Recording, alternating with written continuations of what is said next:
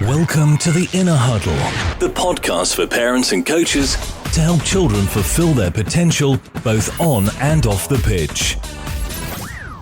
Welcome along to Series 3, Episode 2 of the Inner Huddle podcast. I'm Pez, he's Geoff, and together we are Pez and Geoff. And today we have got 5 or 6 questions that have been sent in from the general public. Some people I know, some random ones that I don't, and we've also got my book in front of us again, Geoff. So the plan will be to answer a question and then maybe dip into the book with a random one and then back to the questions again and see how that format goes. The reason being is we've had over 100 questions sent in now over the last series and a little bit beyond, and we're starting to repeat a bit of the same old ground, aren't we, which isn't always a bad thing. To get important messages out there, but we want to freshen it up a little bit and try and give as much value as we can to the questions that are coming in. How you been anyway, Geoff? Yeah, I'm much better than the last time we were in this room. Oh yes. Last time I was suffering with a bad back and man flu, wasn't I? So I've caught a bit of your bad back as well, Geoff. But you know me, I'm a trooper. I won't moan about it like you did, obviously. So you don't have to worry about that. You're looking well, Geoff. Thanks, mate. Big smile. So those who are watching on YouTube, all 8 of you, they'll see your beaming smile, my friend. Do you think I had a bad back from carrying you all these years? Yes, Jeffrey, there he is. When I was struggling, that's how you caught the bad back. Absolutely. People have been saying it for years, Jeffrey. But carrying me is a lot heavier, isn't it? So I expect your back's a lot worse than mine was. It would be. Well, I'm quite prepared to carry you for the next hour and a bit, mate. So top man. Wessex Futsal Club, 2 back-to-back wins. First time ever in Tier 1. Well done, congratulations. So, depending on when you're listening to this, you've got yourself mid-table and looking rosy. For now, yeah. We've got still quite a big chunk of the season left, but just over 2 weeks ago we were sitting bottom of the league and staring relegation in the face, and then it's amazing what 2 wins can do with a home crowd in Andover. Yeah, and the top 2 are flying, but below that, it's all pretty tight, isn't it? So I think anyone can beat anyone on their day. Yeah, I mean, I would be surprised if the top 4 changed between now and the end of the season. Was it Loughborough in 3rd, and you did beat them? Yeah, so we've beaten 3rd and 5th in the last 2 games, which good. I've never beaten Loughborough before in my life, their first team, so that was a nice one to tick off the bucket list. Yes. Well done, mate. All going well. And if you're new to the podcast, obviously it's a podcast mainly aimed at parents that have young aspiring footballers at home. It's not dependent on having any experience. We try and what's the word I'm looking for, Geoff? Equip. Good word. If it's the right word. Anyway, it's designed for everybody is what I'm trying to say, Jeffrey. So no matter whether you've played football before or whether it's completely new to you, you'll find something. So we've got some questions that are sent in for us using our probably 50 years between us, Geoff, something like that, coaching experience from Premier League and Premier League players right down to groups that still got children in nappies. We've had, haven't we? So the sort of the Kickstart group. So lots of experience to tap into. I've got the book here, Did You Win, Did You Score? How to Help Your Child Succeed at Football and Life. So we'll dip into that shortly. And then we just read out the questions and waffle, really, don't we? And hope people can pick the bones out of it. Speaking of children in nappies, it was a player that was once in nappies in their first session that scored another international goal for Georgia, wasn't it, this week? Yeah, so George Chibanidze, who's at Bournemouth. I think he's going to be a scholar there next year. I think he's in his last year of the academy. But yeah, so he scored another goal. I think it's his 3rd for Georgia, which is from his father's side of the family. And yeah, his first session with us, he was in his nappy because his brother was at the main session and his dad said, can you come and join in? And I was kind of like, well, if you help out. And he did for about 10 years or so, didn't he? So brilliant stuff. So well done, George. Another goal for Georgia. He's also flying for Bournemouth. So real nice little story. Just goes to prove what you can do with hard work, consistency. And what was the other word, Geoff, that we talked about? Perseverance. There we are. Well remembered. Chapter 91. Chapter 91. Yeah, that's going to be stuck on you forever, isn't it? Right. Shall we go in with question number 1 from the general public? Yeah, and you're going to read the first one out because it's a long one. It's a long one. Okay. That's the deal. Hi, Perry. Well, that's me, Geoff. Hi, Perry. Loving your book and the podcast. Oh, you can see why I put that at number 1. I recently started coaching my boys' team who will move up to under 7s this year. There seems to be a lot of pressure from people saying that they need to be playing loads of summer tournaments to get them ready for their first season. But I'm just not sure it's the right thing for them and they can get the same development playing small games together as a team. I don't want to hold them back or for them to get hammered every week come September either, as that won't be enjoyable. So I wondered what your views were. I asked it. Okay. You answer it. My favourite memories of youth football were summer tournaments. Mm-hmm. And not for trying to get ready for the next season, just for the experience of the summer tournaments. Because more often than not, the sun was out. There would be nice smelling food at most places you go to. And just hanging out with your mates all day with 10, 12, whatever the length of the games, 15-minute games thrown in. I think it's a really good thing for development because the games are quite short. So even if you do get beat by a few, it's not going to end up being a cricket score. Mm-hmm. So I think it's a great idea to do it, but not necessarily to get them ready for the following season, just for a great experience. For enjoying the tournament for itself. Okay. Well, I'm going to give a bit of balance to him because I'm not a fan of tournaments. You're not? No, not really. Although I take your point that it could be a good experience and it's a good chance for the team to get together and bond. I actually replied to the guy that sent this through and telling him that I wasn't a particular fan of them because a lot of them nowadays, and even when I was taking teams, are highly competitive. So it tends to be about how are we going to win, and it tends to be a lot of hoofing the ball forwards very quickly. The lads and girls that can hoof the ball the furthest tend to be the ones that get picked. The keeper gets the ball and whacks it forward because you only get, I mean, I've been at tournaments, Jeff, and you only get 4-minute matches. Wow. 8 seem to have been, I would say, the average, but you can get 10 or 12-minute games depending on the size of the tournament. But say you've got 8 minutes, you know if you concede one for a mistake, it could be you done. You've got to score 2 to win. So it's very hectic. It's probably the right word. Lots of parents shouting, everyone getting overexcited. And if you average out how much time each player gets on the ball in those 8 minutes, you're talking seconds. And I don't think that's enough for them to improve as footballers. Having said that, I did say 2 very well run smaller tournaments would be a good idea for the reasons that you said. And I said you'll learn a lot about your players and probably more importantly you'll learn a lot about your parents. So you'll learn who the nervous ones are, who the ones that shout out at their children a lot, like the ones to watch, which ones are keeping the water bottle next to them so the kid has to go over there so that they can get a little pep talk from mum or dad.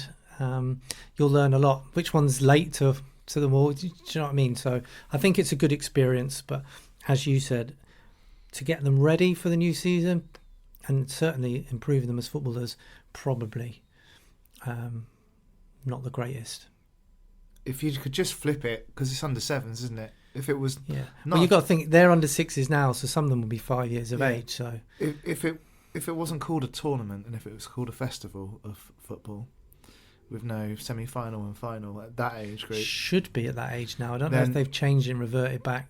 With no medals at the end of it and team photos holding up a big trophy, then it would just be about development, wouldn't it? Every manager and every coach would rotate their players around every 3 minutes or whatever, depending on numbers they've got in their squad.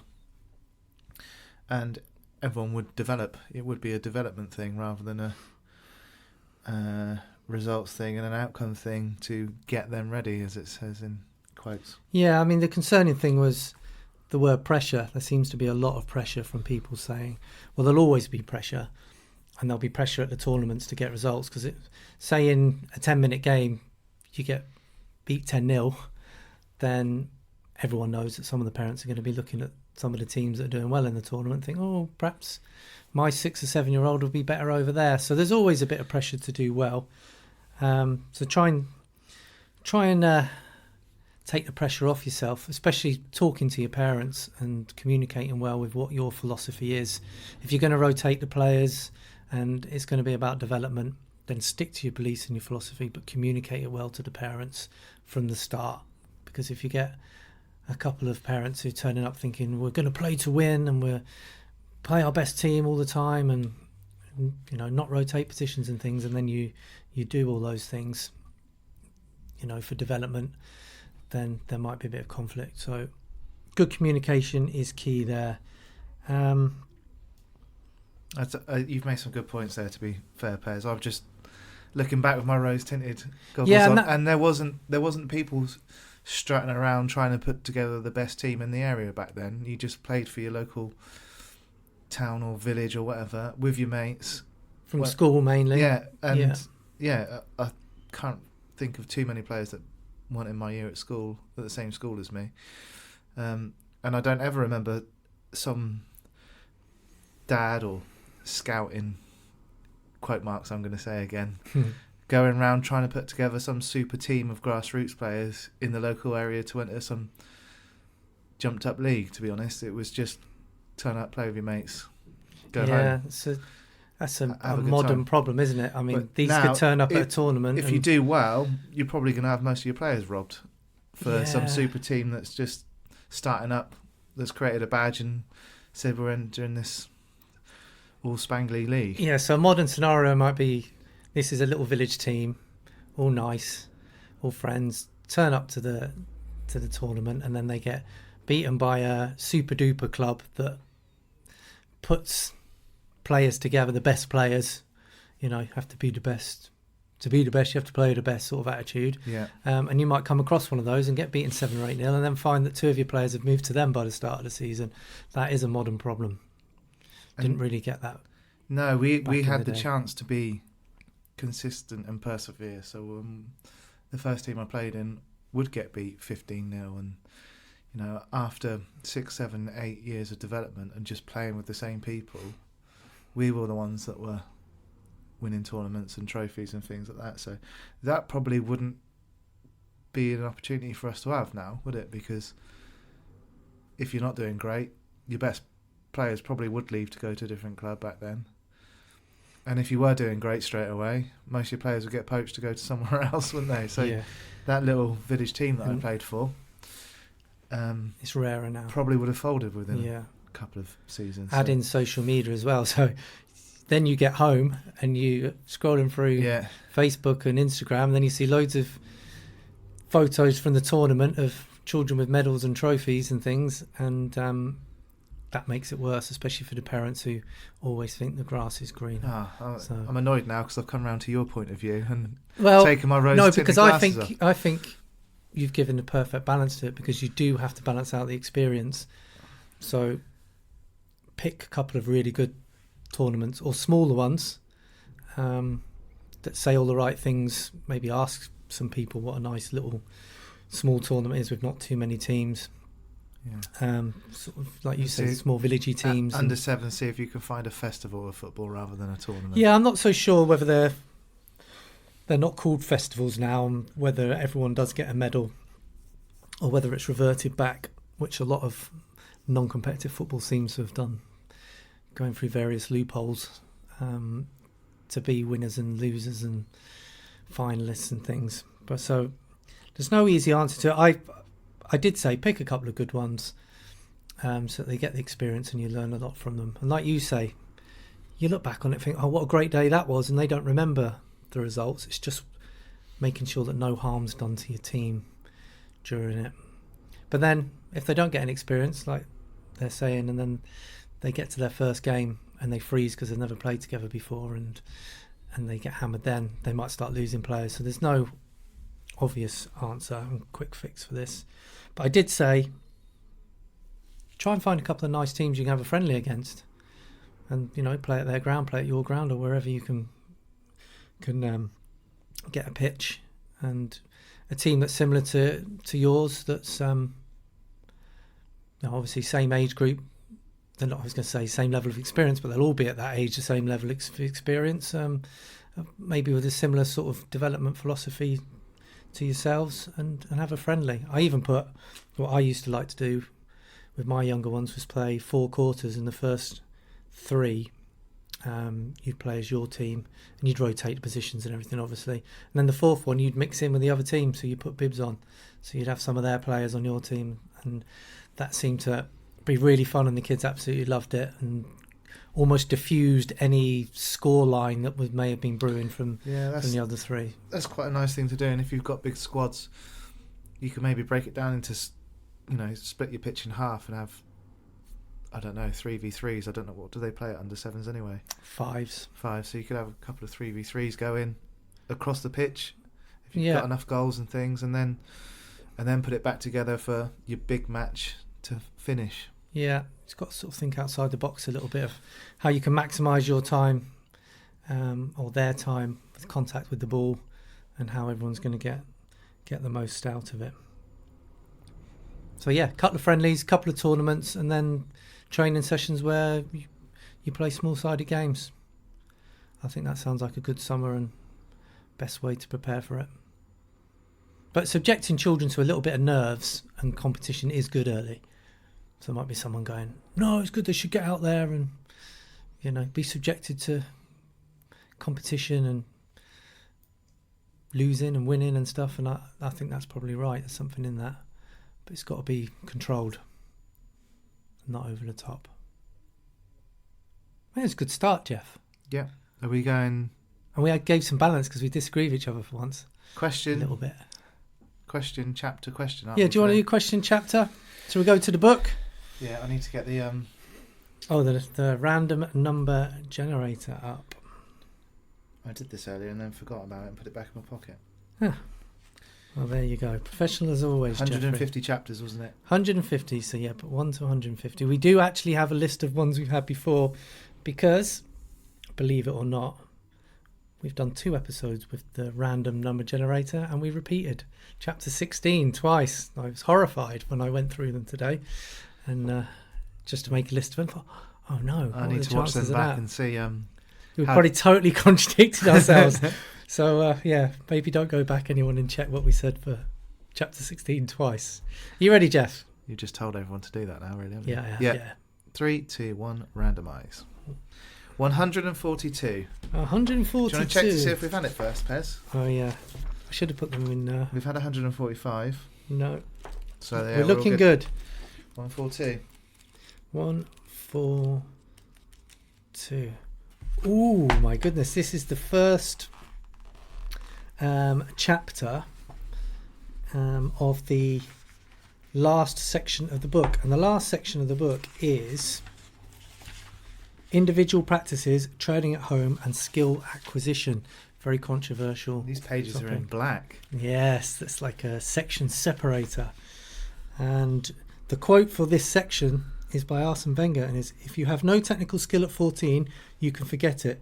You will never be a football player. And you can find that on YouTube if you want more context to the question he was asked when he said it. So, number 142, the title is, What is Skill and What is Technique? Do you want to read out the opening quote?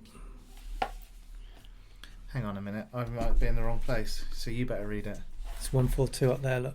It's the next one, after the black page. One more, there it is. No, I got you. Opening quote from Will Smith. Yeah, from Will Smith. Talent you have naturally. Skill is only developed by hours and hours and hours of beating on your craft. Will Smith. Will Smith. Yes, so I shall read the first paragraph, maybe the first two, and then we'll have a little chat about it. The best place for me to start is to explain the difference between technique and skill. Technique is what a player does with the ball. A skill is how those techniques are then applied in game situations. Techniques can be mastered in isolation, but they need opportunities to transfer those techniques into functional skills. It is possible to jump straight to the functional skill phase and then learn on the job, but skill acquisition, in my experience, is accelerated when correct individual technical work has been carried out previously. In essence, players earn the right to be skillful through purposeful, progressive, exploratory and repetitive practice. Skill is decision making, the art of knowing where and when to use a technique. Technique is the actual thing being carried out. For example, kicking a ball is a technique. The skill is in doing it in a game situation, like passing to a teammate. A Cruyff turn on its own is just a technique, but if done successfully in a game situation, it then becomes a skill. Free play is where skills are learned best, not in isolation with a ball each. Time spent working purposely with the ball is where children accelerate the skill learning process by learning and repeating the techniques. There we are, that's the first two paragraphs. There's a couple of pages there. Thoughts? So lazy that, innit? Just looking at you and going, thoughts? No, I was just thinking, can you remember the moment in your life where that penny dropped? Because this is something that gets dismissed so much, isn't it? That working with the ball individually it gets dismissed as pointless because then you've got to relearn the skill in a match environment because of all the decisions and the information you have to take in, and that is what skill is, executing that move or decision in a game scenario. That's the skill bit, isn't it? Mm-hmm. Can you remember the point in your life where you had a ball at your feet, or when you went, because I did that, I got that outcome with the skill? So the techers training, as you call it, the technique training, individual, and then it paid off and you felt that moment where... Yeah, well, firstly, I'll say the trouble with the opinion that everything would need to be relearned in a game situation, so it's pointless, which is what I think you started by saying. I understand it, and if before I realised the benefits to it, if someone had explained that to me with a bit of passion, I would have agreed. And to a certain extent, they are right in terms of that is the best way, is to learn playing the game and experimenting and trying things. I think what those people don't quite understand is doing some stuff in isolation accelerates that learning that's already the best way, if that makes sense to you, Geoff. Yep. So to dismiss it out of hand, I think's not great. I wouldn't say wrong, because I want people to have their own opinions, but I think it's great. And there was a quote by Janino when he was asked about static sort of practices, or I don't even like static because it's like choreographed stuff comes to my mind with people dancing on the ball, but moves done in isolation, he said on their own it's just like learning to swim on dry land. You could do all the techniques for the butterfly and the breaststroke and things out of the pool, but you need to learn while you're in the pool. That's excellent, but there are things you can do in isolation that will accelerate the learning for when you do go in. Like boxers, they practice many different elements in isolation, from pad work to skipping for footwork to slipping and sliding under a bit of rope and lots of other things, catching a ball off a wall, and trying to think of all the stuff that my son does. They're not always in there sparring and learning on the job, are they? That would be nuts and quite dangerous, really. They need to learn the basics, the fundamentals, and when they get good, then they need to learn some tricks of the trade and some skills and some disguise and etc, etc. So I think the two can go in tandem. When the penny dropped for me, sorry Geoff, answering your question, Simon Clifford at Brazilian Soccer Schools, and then looking into Will Coerver's work and Johan Cruyff's philosophies, which is a shame because Johan Cruyff's come out with some sort of statement about skill and technique, and a little bit of it's been taken out as if he wasn't a big fan. People use that sometimes, but he was from the Will Coerver School of Technical Development, so you have to take everything in context. Simon Clifford at Brazilian Soccer Schools was the first one, Geoff, who I thought, there's a different way. I instantly got it. There was no cues. There was children with a ball each. They were making mistakes, which meant their brain and body and neurological pathways were adapting to those mistakes, and they were getting feedback, like a feedback loop from their mistakes and trying again, all individually, not just a queue of kids and X passes to Y and overlaps to here and that type of coaching. It was, ball each, try this, try that. And the children could go at their own pace and their own rate, and I just got it, and the penny drops. And then I read Bounce by Matthew Syed. Is that right? I think that's right.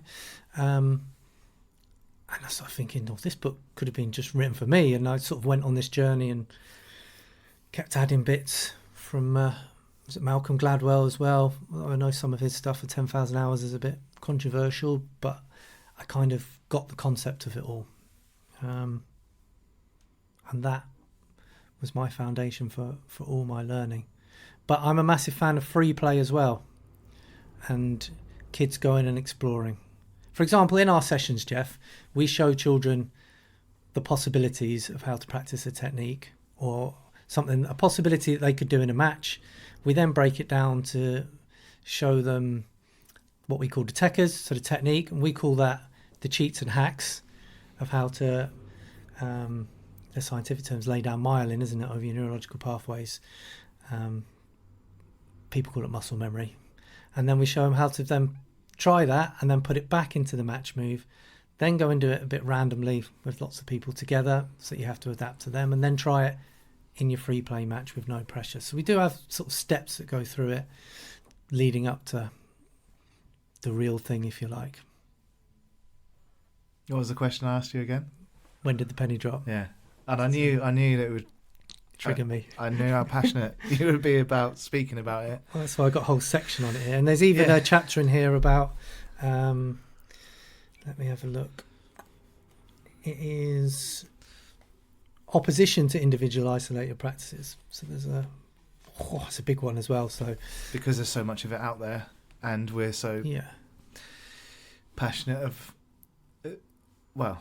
everything you just talked about. And then if it wasn't for Simon Clifford meeting Juninho, I don't know where we'd be at with futsal in this country. Hail Juninho! And that quote, learning to swim on dry land, I think's brilliant and perfectly conjures up everything that we're hearing against it almost. And the link between the two was always that Brazilian soccer schools had football de salon, which is futsal, and it gives you the opportunity to make those mistakes and put that link between learning to swim in dry land. And I even think maybe a better analogy might be learning to surf on dry land, because a surfboard is the extra thing like the football, isn't it? So if you want to learn to surf, you don't just get thrown in the sea with a surfboard and go jump up on that board. You spend, I don't know how many times repeating trying to jump up from the floor on the beach, on the beach onto the board, and then you straight away jump in the sea. And can you do it with the randomness of the waves? And every time you do it, it's making mistakes. You've got that feedback slightly different, and you've got the safety of falling into the sea, which is, you're going to be all right, aren't you? Yeah, generally. So I think that surfing might be, it's just a slightly better analogy. Yeah, and of course you could just go straight in with a surfboard and try and learn on the job. But if somebody might be able to do that, but it would be, obviously, I think, in my opinion, which doesn't count for anything, a lot harder than if you've practiced the technique and you've got used to that initial jump and the explosiveness that you need to get up and balance. And yes, you do have to relearn that again outside. Yeah, of course you do. But you've accelerated that learning by doing the technique on dry land. There's definitely a reason a surfer does that, and every surfer probably that's ever learned to surf has practiced that on the beach because it works. And I don't know how else to get the point across to people that individual ball mastery, technique training, or techers training as you call it with the kids, it works. So for me, the moment the penny dropped was I'd done a load of research into Brazilian soccer schools before I'd even met you, and to the point where I went and bought myself a bag of balls and thought, this is all I'm going to do in my coaching going forward. So I bought a bag of size 2 football de salon balls, futsal balls, and I went into the back garden and I just practiced the things that I could find on YouTube, which was individual practice, and I could feel myself becoming a better mover and a better player, and all the things that we talk about constantly. Because what we should, but children don't need to get everything right that we're showing them. No, they find their own way through exploration. That's the key word. They're going to explore and try to find their own way with it. And the very least, they're getting purposeful touches of the ball, and they're learning how to move and to move better and to learn how to learn for themselves. Sorry, Geoff. No, it's all good. And then there's things you can do to help those steps, which is to randomise the individual patterns, isn't it? So you can go, this is very repetitive, do this, but then combine it with this, and you can come up with your own individual unique thing that nobody else in the world's doing. So you can add your own randomness to the non-random training, if that makes sense in any way at all. But repeating something without repeating it. Yeah, repetitiveness without being repetitive. I know there's a quote there somewhere. Yeah, it's in there somewhere. So. But the key is then to give them the opportunity and the freedom to go and try these things in the matches. And a lot do. Some don't. They sort of revert back to whatever sort of player they might be. But even the ones who aren't trying these skills, they're moving better. They've got a better touch of the ball, and it improves their confidence massively if they can do some of these things. And it's something that they can go and show parents after. What did you learn today? Oh, we learned this, this, and this. And sometimes I say, I think I did it in our last session with you, Geoff, you probably wouldn't use this skill in a match, but just by practicing it will help you move better. It'll give you better footwork. So you kind of need to explain what you're trying to get out of the session, or the players are going to get out of the session. You're almost trying to stop people dismissing it before they dismiss it when you do that. Yeah, and I mean the trouble is, Geoff, you look at TikTok and YouTube and things like that, and I saw one the other day which was on ladders. Don't know if you'd seen it, and it was done to some dance music, some urban house something or whatever, and there was kids in a line doing ladder drills, literally choreographed, so they were doing it identical, and the footwork was really good. And I thought, I wonder what this is for. And it was football training, and you can imagine what the comments were like. Some of it was excellent. Oh, they're learning how to move, brilliant. And some was, this is a load of rubbish, give them a ball, and this isn't going to make them good footballers, and all that type of stuff. But there's no context. They're probably all right, depending on what the coach is trying to get out of it. If he says, I want them to move better because they're all stiff, then maybe. And I know that you can do movements patterns on ladders that you can do with a ball. So that might be your best starting point. That might be you're learning to jump up onto the board for a surfer. So your ladders might be, there's one called a Nicky shuffle, which is basically going out and in, shuffling across the ladders as you go forwards. It's the same as our out-in movements in a core skill. So you put the ladders together with a ball later, maybe, for somebody who's struggling with their movement patterns. You might have a child like me that has dyspraxia that doesn't move very well. You might have to go ladder work first, then add the ball in. To accelerate the ball work, which accelerates you as a footballer. But you have to have a certain type of coach to understand all of those things, to put it together in a context that is going to build towards an outcome that we want to get to eventually, which is using that in a game to change direction smoothly and efficiently and quickly enough to have success in a game of football. I'm glad we've gone down this rabbit hole a bit, because one of the questions that's coming up is about one-to-one coaching, and you just saying, a coach has really got to be more or less an expert in child development there for individual children about which stage to go in at and when to progress it and stuff. Not just copying something off TikTok or YouTube and then going and applying it with the next child that you've got in your next session. We can get onto that in a minute when we get the question. Cool. So we went right off on one there, didn't we? Because it was only what is difference between skill and what's technique. And we are always going to, when we're that, we care probably about that as much as anything, don't we? Yeah, well, I'd say that's what we're, if I'm allowed to say it, that's what we're experts in. And quite rightly, I don't think any coach can be an expert at everything. And if I have a team to coach, I'm not an expert in team tactics and getting a group to win a game of football, but I like to think that I'm an expert in individual development of footballers, and I use a ball to do that. That's what we're passionate about. Woo. There's lots of jack of all trades and master of none out there in the coaching world, isn't there? Yeah, well, people say I'm a football coach, or and a bit of ego comes in and they think they have to be expert when they're watching England play. Oh, this is what Gareth Southgate should do, and and they run an under-9s team. Yeah, and put in blogs out about certain teams and what they should and shouldn't do, and you think, well, you're not an expert in that. You've never been in that environment. I'm not an expert at sort of team football and getting a group to win a game of football, but I think I'm an expert in one area, which is skill acquisition, basically, isn't it, Geoff? Yeah. You've got to be good at something, haven't you, Pez? Well, yeah, I guess. It's taken me over 20 years. Should have just started playing a guitar or something. I might be pretty good at that now. But you have to choose. You're very good at writing books as well. Thank you. And hosting podcasts. Well, you've been carrying me. We've gone full circle, haven't we? Back to start. Anyway, let's crack on because time is getting away from us. Question number 2. Yes. The question sent in. Neither myself or my partner come from a football background, so everything is new for us. Our son is an under-9 with a local grassroots team and has progressed really well over the past year. I hear a lot of parents talk about the need, if we are serious about his development, to play for 2 teams and join an elite league. We are confused about the whole thing and really need some guidance. Very common. Yeah, I was going to say I'm thinking that's the most common theme that I'm seeing in grassroots football.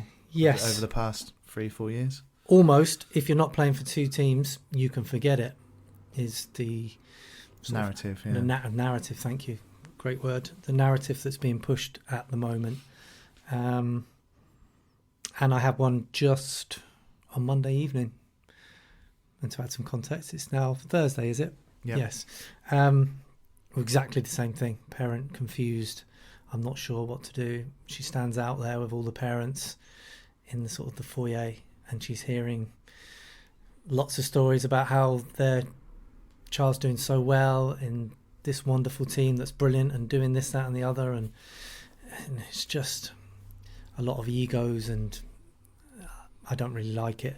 Anyway, back to the meat and bones of the question. You do not have to be playing for 2 teams for your child to develop. And here she says, where did she say it? Has progressed really well over the past year. So whatever the child's doing, it's going well.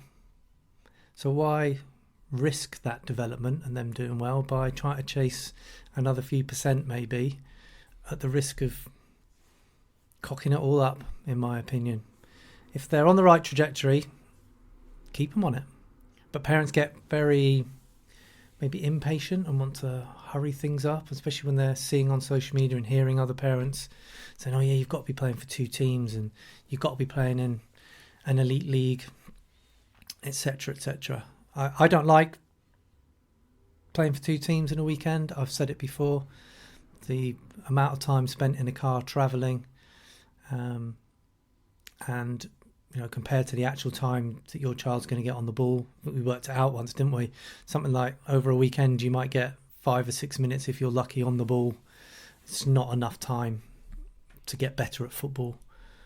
Matches give you experience, and you get experience of different elements of the game, and you develop a certain intuition for the actual game. But actually getting better at football, it's not enough, because you're not getting enough contact time with the actual ball. And if they're happy at the team they're playing for, keep them there, and there's just no rush. What age group was it? Under 9s. Means he's probably 8. Is it he or she? Yeah, son. So he's 8 years old, and you're trying to rush things and force things forward when perhaps they don't need to, because in trying to chase something and pushing forward, you might do more harm than good. Training's the key, Geoff. If you're going to take them to another team, make sure the training's excellent. But how they know whether training's excellent if they've got no experience How will they know? Yeah. Is a tricky one, and we've talked about that before as well. I've written here, more match time doesn't mean more development. The training is key. This really gets me down, because everybody's well-intentioned, aren't they? Everyone thinks they're doing the right thing by adding in an extra team on the weekend for their, a parent starting up the team, or whoever's big idea it is to put all the best players together to go and win Super Elite League, whatever it's called. They are doing it they think it's the best thing for their kids and the other kids in the area that need to be extra challenged because they're flourishing at the moment in one team. So everyone's intentions are really, really good. But the actual outcomes of their actions, from what I've seen, are generally really, really bad.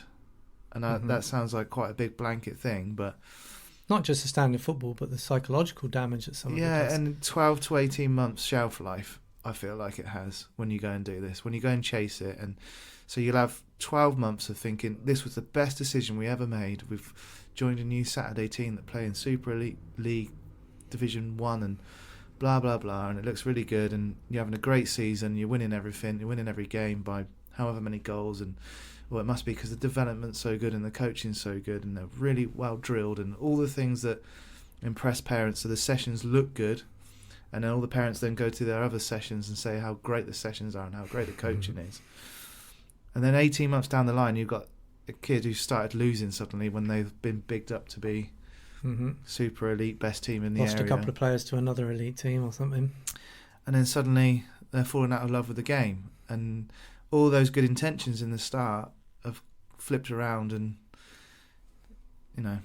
people have fallen out, or and someone's moved on, and all they end up longing for is what they had before with their nice grassroots team that might have folded by now because the manager's given up because they've lost some of their players and all that stuff, and all they long for is to go back to what they had before they chased it and went 2 teams at the weekend and extra training and all that stuff. And if they'd have just, if it's not broke, don't fix it. And the development's happening, and they're under 9s. The previous one was under 7s. This one's under 9s. I know. It's become very serious. And just enjoy it. I know it's cliche, but just enjoy the journey. Make the most of what you've got, and don't go chasing things that don't need to be chased, because we see it all the time. 12 to 18 month shelf life. Yeah. One aspect that's not talked about a lot either, and it's sometimes done subconsciously, and a lot of parents will think that would never be me, but I have seen it. If a parent or parents are giving up a large chunk of their Saturdays and a large chunk of their Sundays driving their child around, so they sacrifice their time. It's expensive with 2 teams, petrol money, sacrificing time with the family, their own hobbies. Siblings might not get as much time of their time. Lots of sacrifices like that. I have seen it where parents think they're owed something, even if it's subconsciously, by their child. So when their child suddenly says, football's not for me anymore, I want to go and try boxing like my son did, or hockey, or whatever it might be. You've put so much into it, put so much skin in the game, for using that term, that you find it really, really difficult, and will try and cling on to it. And your identity might be entwined with I'm a football mum or football dad, and my weekends are sacrificing for my child. And then your child turns around, like they do, don't want to play anymore, especially when they get to big school and they've got other things going on. It's quite a dangerous route to go down, I feel. And I've seen resentment from parents who just wanted their children to play, even if they didn't want them to play at the professional level. They just want them to play at local team, and they could go and watch them and have a pint while they watched them. A lot of dads are like that. As long as they play good standard local football, and I can go and watch them and have a pint on a Saturday afternoon, and suddenly a child's quit. It's kind of your dreams being entangled with theirs, and it can be very difficult to deal with when it all comes crashing down. So you've got to be very careful. You need time for yourself. There's another chapter in the book about this, really. Time for yourself, time for other family members, time for your own hobbies. Don't make your weekends all about traipsing around the country for your child's football. That's why I think one day's enough. If it's a good team, good training, and have another day for the family, for other hobbies, interests, or take them to another training session if you want, but not, all the travel and all the competitiveness. I'm not a fan. I know people are. It's not going to change. But that's my 10 penny worth. I don't think it's a magic formula. I'm going to put my kid into 2 teams now, and they're going to be twice as good, which I think a lot of parents think. It's easy shortcut, isn't it? Yeah, I think a different hobby altogether is a great shout. Just martial arts, or You might find that they actually help accelerate the football development as well. Often some of them are called donor sports, where practicing one crosses over to improve another sport. I don't think I've heard it called a donor sport before. You haven't read my book then, Jeffrey? Because it's in there, I think. Is it? Yeah, it's on early specialisation chapter, and playing lots of different sports. Well, maybe that'll come out on the next randomizer. God, wouldn't that be so random? What a nice link. Shame I didn't have my phone ready. Yeah, you put it away again, didn't you? So, randomise. Mm-hmm. 29. Have we had 29? No. No, okay. 29. Oh my goodness. This fits in with what we've just been talking about. Blimey, it does, doesn't it? Exactly. Chapter 29, avoid chasing the dream. There are no shortcuts to any place worth going. Beverly Sills. So that was the opening quote. I have no idea who that is. I've no idea who that is either. I must have done when I put it in the book. Probably my next door neighbour at the time or something. No, should Google it.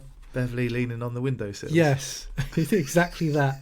But thanks, Beverly. That's a great opening quote. There are no shortcuts to any place worth going. So yeah, this is just going to be an extension of what we've just talked about. Chasing the dream somewhere else and not being satisfied that you're getting enough. That's quite a similar quote to the Will Smith one in the last chapter as well, isn't it? About beating on your craft. There's no shortcuts. It's a very similar type of message, isn't it? There just aren't any shortcuts to anything worthwhile in life. This is what I think parents do. They put them into a second team because they think that's the quickest shortcut, maximise the weekend, but at the risk of what? So anyway, shall I do the opening couple of paragraphs on here? I'm sure it'll fit in nicely to what we've been saying, and then any of the key takeaways. I would say that it is the biggest and most detrimental thing I see parents do regularly. I've known 10-year-olds who have had 8, 9, 10 or more different clubs. It usually stems from a parent who believes their child is very good and is desperately searching for someone to see what they see. They see on social media that a club has had players get signed professionally or is playing in a league that scouts might watch, and they think they must take their child there as they just need an opportunity. They usually believe their child to be better, or at least as good as, the players who are getting signed by professional clubs. Statistics show that almost 100% of parents believe their child to be above average. Now, I'm not a mathematician, but even I know that means at least half of them must be wrong. To be a professional, a player has to develop to a very high level in so many different areas, technically, physically and mentally. There are no shortcuts to this. My advice is to not go chasing externally, but look internally. The important thing is the process of continual daily personal development and improvement within an environment that's engaging, challenging and fun. Success, in quotes, is an outcome, and outcomes can only be achieved by going through the relevant process. If your child keeps changing clubs, has private coaches and attends expensive training centres, then I'm afraid it is likely you are chasing the outcome and looking for shortcuts. Excuse me, dry throat after reading all that. And it's quite, 3 pages long, so that was the first 2 paragraphs. I've highlighted one part here, which is setting some long-term goals and short-term targets, all with development in mind, can help children engage with the process and stay on track to achieving their desired outcomes. So there's a whole chapter on goal setting. And the end quote is, concentrate on the process and the outcome will take care of itself. And that's various. I've heard that lots of times. Yeah, it's probably the most quoted thing I hear over the past. Yeah, it's become cliche now, though, isn't it? Even though it's so important. People talk about it all the time. I think even if they're not really that focused on the process, and it's so easy to say it after you've had a good outcome, isn't it? And yeah, so going back to the question that we had earlier with the under 9, they're on the right trajectory. They seem to be doing all the right things. So keep doing it, because they're whatever they're doing is working. So that's the process. So as we said with the opening chapter, there are no shortcuts. Whew. I think we've done that one to death with the last question on this one. Anything you want to add on that? No, I think it's all very self-explanatory now, and we've, like you say, we've done it, haven't we? So what are we on to now? Another randomizer? No, it's another question. Should we go with one more question, one more randomizer, and then we've done 3 and 3? Yeah, cool. One more question. So it's question number 3. Yeah, is it my turn to read it? Isn't it? Yeah, it is. I recently put a post on a Facebook group asking if anyone could recommend a one-to-one coach for my son to help increase his confidence. Lots of names were suggested and people tagged, and now I'm not sure who the best one will be. What should I be looking for? Go on, Pez, I'll let you get yourself into trouble now. Yeah, well, I won't go too deeply into it, but there is a chapter in the book about one-to-one coaching and coaches, and it is entitled Beware of the Cowboys, or Cowgirls, because there are a lot of them out there. My advice would be, well, let's go right back to the beginning, Jeffrey. I'm not always sure that one-to-one coaching is a quick fix for anything, especially confidence. You've got to be very, very careful. In fact, I saw this post on Facebook and I took photographs of the chapter of my book and sent it to them to help them out. So they've already had a bit of advice, but that's no good for a podcast, is it? But I just felt so strongly that this person needed some advice, because it was clear that they were trying to get some quick fix. Oh, my child's struggling with their confidence. Oh, I know, private coaching, that'll fix it. And it can often do more harm than good. And the main reasons for that are, a child can think if you're suddenly giving them tuition in something, that they must be rubbish at it or not very good at it, or they're lacking in some area. And it's football and it's a game and it's fun and it might be a passion for them, and suddenly they're feeling like they're not good enough, or that their parents don't think they're good enough, or else why are they getting this extra tuition? And suddenly you're sowing seeds in their head that shouldn't really be there. And if you say, we're going there to try and increase your confidence, they'll be like, well, what's wrong with my confidence? And you're putting these things into them. Oh, am I someone who struggles with confidence? And it can do, as I've said, a lot more harm than good. And it can also make the child think that football is more important to their parents than it is to them. Like, what's going on? Why am I suddenly getting extra tuition? I don't get extra tuition for FIFA, and I don't get extra tuition for skateboarding or riding my BMX and the other things that I'm interested in, or books that I like to read. Why am I suddenly getting it for football? I'm either rubbish or my parents think it's really, really important. And to be honest, I only want to play with my mates and have a laugh. And it can really accelerate bad things like low self-esteem, low confidence, and accelerate towards quitting the game altogether. That's the serious side of it. It's all serious. But we've been approached a lot over the years, haven't we, for one-to-ones, and get it all the time, Geoff. Quite often it's a well-meaning parent again that's coming saying they really need to work on this, and they'll say that in front of the child, and every time my heart just sinks because I think you're just telling that child that you don't think they're good enough at something. If you could just teach them to shoot straight, if you could just teach them to pass, you just teach them to go to the ball. Go to the ball was always the one that baffled me. And they say it in front of the child, and you're like, well, now you've sown a seed in them, you know, that they're going to be conscious of that all the time, and actually you'll make it worse. And just sometimes, you know. The best thing you can do is celebrate the successes when they come along, isn't it? Like, well done, I was really proud of the way that you got on the ball today and dictated the game, or, you know, something like that. God, Geoff, we had one child, we won't name any names, whose parent was always on about them going to the ball. They never go to the ball. Can you teach them to go to the ball? We have one-to-ones. Can you single them out in sessions for going to the ball? And they ignored the amazing things that this kid could do. Unbelievable on the ball. Technique was amazing, could go past players, difficult to read, very, very skillful. Yet parents had this big thing about not going to the ball because other players were doing that. It's like, well, you need to praise them for the things that they're good at, and sometimes double down on those things. And sometimes weaknesses, as I've said before, you only need to get to a competent level at. You don't need to be a master of every aspect of the game, because even professional players aren't. Some are good in the air, some are good at holding the ball up, some are good at dribbling, some are great passers over short distances, some are great passers over long distances. You can't, as a parent, go chasing everything.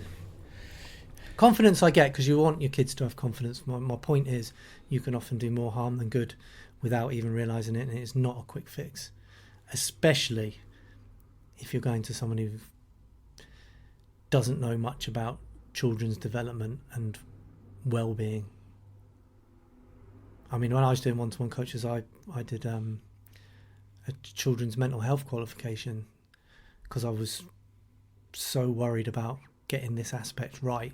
I wanted the whole package, not just putting some cones down, dribbling through and saying shoot with your left foot, shoot with your right, and this is what you could do in this situation in a match. I just think be very, very careful with it. And for the basics, I've written down here, you must check that they've got qualifications, insurance and a DBS. Be amazed how many coaches out there are doing one-to-ones without those things, and people never ask. A lot of them have insurance through the FA from being sort of a level 1 coach or as part of a sort of team setup. That doesn't insure you for paid work or for one-to-one sessions. So there's, I'd say, I don't know, the majority of one-to-one coaches out there haven't got the right insurance, which doesn't sound too much, but if a kid turns their ankles during it, or a dog runs over and bites them, or anything like that, then, you know, and they're responsible for that child, then everyone could be in big trouble. Anything else? There used to be a TV show called Cowboy Builders, didn't there? And there should be one for cowboy, cowgirl, one-to-one coaches going around checking their insurance and flagging up when someone's conservatory's fallen down. Yeah, no, a lot of the time they don't hire the facility that they're using, so they'll just tip up on a bit of grass somewhere. Again, if a child puts their foot in a rabbit hole and breaks a bone, or a dog comes and bites them, with the right coaches and the right people, it can be a really powerful thing that improves technical ability, confidence, and all the things. But you almost have to be an expert, don't you? And they're very rare and few and far between, and a lot of it's just copy, cut and paste, isn't it? I've seen this on YouTube, or this is the latest trend, or so that's what I'm going to do in my sessions for the next 6 weeks until I see the next thing. And there's no applying it to the individual and their needs and their stage of development, and it's more about the coach than, well, it's completely about the coach normally, especially if they're posting it all over social media. Then there's your red flag to know that it's about them and not about your child. Yeah, so you need to look for someone who's probably got a proven record with developing kids. Yeah. And maybe speak to current players that are going to them, or more importantly, previous ones that have left. Because if ones are going, they're going to say nice things, but you need to get a well-rounded. So tricky, isn't it? Because they might have a list of a load of players that have gone on to do really well, but is it because of their one-to-one coaching or where they've nicked those players from in the first place? Yeah.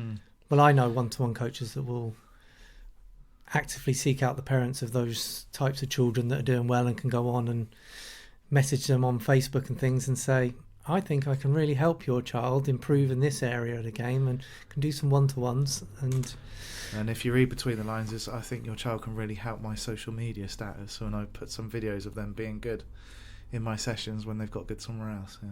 Absolutely. Pat yourself in the back, well done.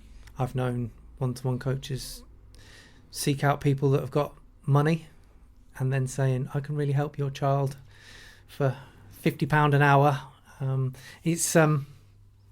It's quite sinister, some of it out there, so be very, very careful. I'll probably just confuse more people than help there, Jeffrey, but again, what we need to do is go out and do loads of one-to-one coaching, don't we? Yeah. It sounds like we're trying to big ourselves up, but we haven't done any for a long time, have we? We need to find a way of getting it's out not there. like it's anything that's competitive to us. It's just something that you need to get right. The problem is, Jeff, is there's no governing body for it. So there's no private coaches governing body that you have to be a member of, and that you can be sure that they've had all the relevant checks done, and someone can come round and say, what you like, what you do. Yeah, it's just all based on trust, isn't it? Yeah. I would trust you if I had a child to coach my child in any setting, one-to-one or whatever. But until you, I don't know, it's a real hard thing for a parent, isn't it? So, if in doubt, best avoided, I think. But difficult. If this child has been to a team, had a bad experience, and they want to build up their confidence, where do you go? I put them into a nice village team maybe, and let them have some fun for a while, and remember yourself and get it through to your kid. It's not that important. Having fun is. And why not just swap the time for go and practice on your own? It doesn't have to be go and practice on your own, but I remember spending hours down the local playing field on my own, kicking the ball around, trying things out. Like, it doesn't have to be with an adult telling you to dribble through some curtains, does it? No. And ping footballs in the top corner of goals and things, and use your imagination. Imagine you're playing in the FA Cup final at Wembley or something, and go and enjoy yourself for a couple of hours. I'm not sure that happens anymore, Jeff, because people don't need to imagine. No, kids can go and do it on FIFA now and actually play in an FA Cup final. I don't know. Anyway, I hope that's given a few pointers for that one. Again, another one I'm quite passionate about, so go on a little bit. Final randomiser. Final randomiser, mate. 62. Have we had 62 before you go finding it? No, we've had 61. I should have made a note of these again, shouldn't I? I did. I know we had 142, but then I don't 62, 142. I'll write those down. What do we have in between? Can't remember. I'm not sure. Right. Oh, what number was it? Sorry, 62. 62. Oh my goodness me. Private coaches and one-to-one. No, you're joking. Avoid the Cowboys. No. Should we do another randomizer? Yeah, do another. Although I could read the quotes. Go on then. It's easier to fool people than to convince them that they have been fooled. That's by Mark Twain. I could read some of the takeaways quickly. Shania's brother. Quite possibly. As Robert Greene says, we're living in the age of the con artist, not the traditional type who's particularly trying to con you out of anything specific, but people who are trying to con you into believing they are competent, knowledgeable and successful.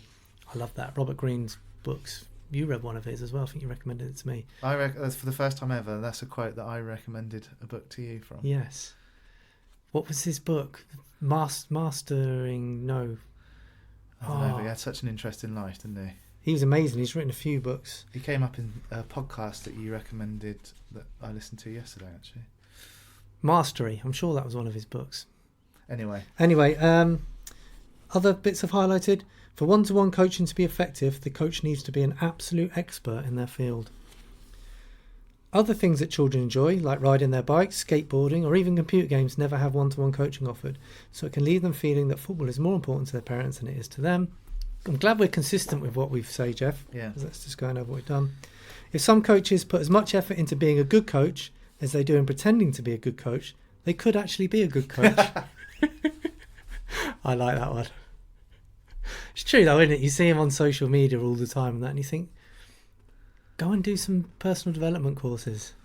Go and improve your knowledge. You can apply that to anybody in any walk of life though, can't you? Yeah, you can, yeah. How many of us spend most of our life complaining about something rather than just going and doing it all? But it's still one of my favourite quotes. Yeah, it's and class. one of the end quote is one of mine. Yeah. It's so easy to be fooled when you're being told exactly what you want to hear. It's very similar to the opening quote. But I serious note, happens a lot with coaches.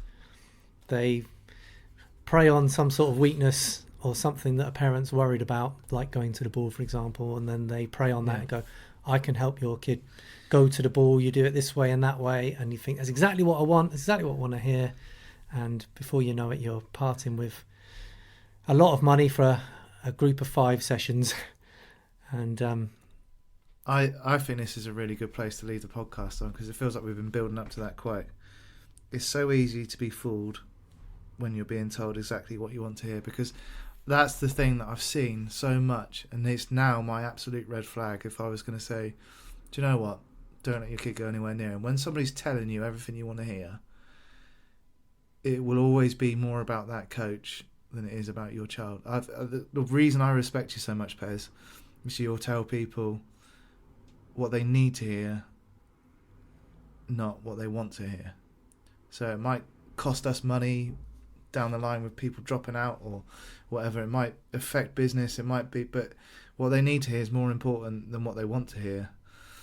And I don't think it's coaching when you just tell somebody what they want to hear all the time.